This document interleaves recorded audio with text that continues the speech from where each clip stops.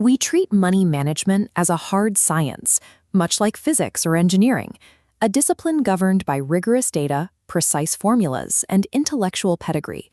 But personal finance has a strange quirk. It is the only rigorous field in the world where a completely uneducated novice can systematically outperform a highly trained professional. A corporate executive with an elite education and years of industry experience can make a series of aggressive financial choices that end in complete bankruptcy. Compare that to Ronald Read. He was a humble, blue-collar janitor working at a gas station. When he died, he left behind an estate worth $8 million. He didn't have inside information or proprietary trading algorithms. He saved what little he could, invested it in blue-chip stocks, and quietly waited for decades. The bankrupt executive had all the mathematical training in the world, but he lacked emotional control. He succumbed to ego and greed. Soft skills dictate financial outcomes more than mathematical aptitude.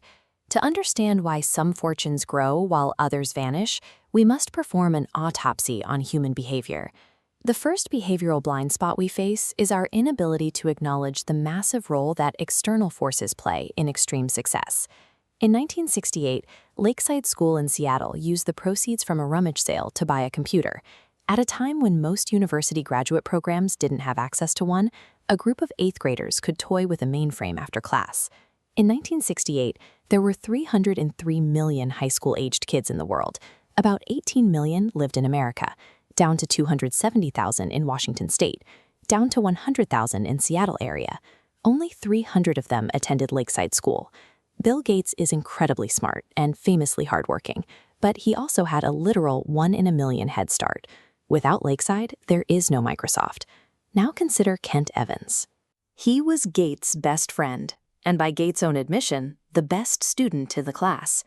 He shared the exact same skill, ambition, and entrepreneurial vision.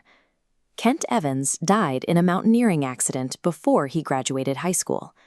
The odds of being killed on a mountain at that age are roughly 1 in a million. He experienced the exact opposite extreme of the statistical curve.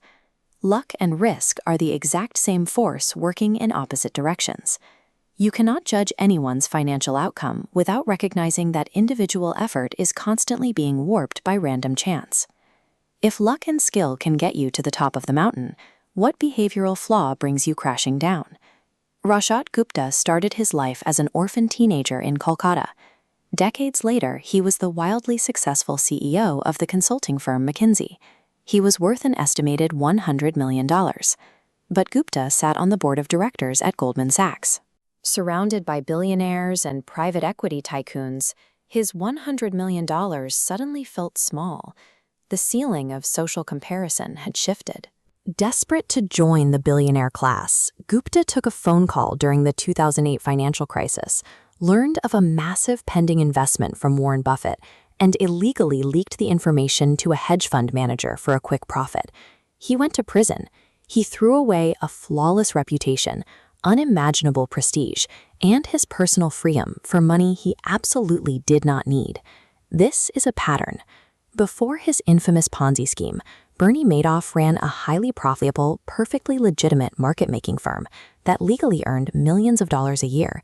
He already had everything. The hardest financial skill to master is getting the goalpost to stop moving. There is zero logic in risking the things you actually need to chase the things you don't. To see how wealth actually scales, we have to step away from human error and look at the physical world. Think about Earth's ice ages. You don't need a catastrophic blizzard to freeze the planet. You just need a moderately cool summer. A summer where a tiny, thin layer of winter snow survives and acts as a base for the next year's accumulation. That leftover snow reflects sunlight, which cools the Earth further, bringing more snow. Soon, that relentless, quiet accumulation covers the globe in miles of ice. Warren Buffett is certainly a great stock picker, but his true advantage is that he is the master of the frost that lasts. His net worth sits at roughly $84.5 billion. It is easy to look at that number and assume he earned it in a steady line throughout his adult life. This chart tracks his wealth by age. It shows that over $81 billion of his $84.5 billion did not exist until after his 65th birthday. The massive spike happens entirely at the end. Now look at hedge fund manager Jim Simons. Simons compounded his money at 66% annually, triple Buffett's rate of return. Yet Simons' total wealth is a fraction of Buffett's.